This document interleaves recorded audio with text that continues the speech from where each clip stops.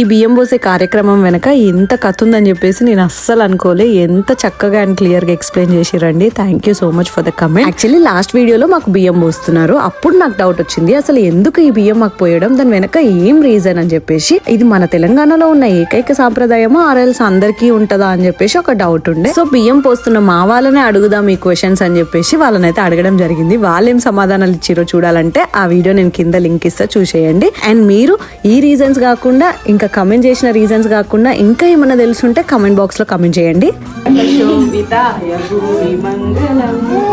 విమల రూపాయ వివిధ వేదాంత వేద్యాయ సుజన